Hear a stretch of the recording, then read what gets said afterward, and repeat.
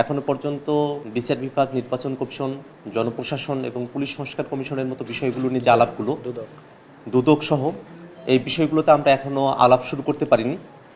তবে পুলিশ সংস্কার কমিশনের রিপোর্ট এখানে অন্তর্ভুক্ত কেন হয়নি সে ব্যাপারে আমরা প্রশ্ন উত্থাপন করেছি এবং আমাদের যে মতামতগুলো আছে সেগুলো আমরা জানাতে চেয়েছি।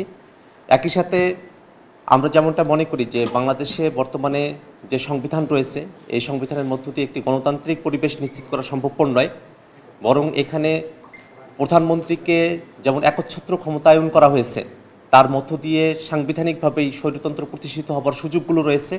আমরা ক্ষমতার ভারসাম্যের কথা বলছি এবং বাংলাদেশের যে বর্তমান সংবিধান আছে সেই সংবিধানের মৌলিক সংস্কারের কথা আমরা বলছি। সেই প্রেক্ষাপটে কিভাবে নতুন করে একটি সংবিধান পুনর্লেখন করা যায়, রিরাইট করা যায়, গণপরিষদ নির্বাচনের যে বাস্তবতা সেই ব্যাপারগুলো নিয়ে আমরা কথা বলছি।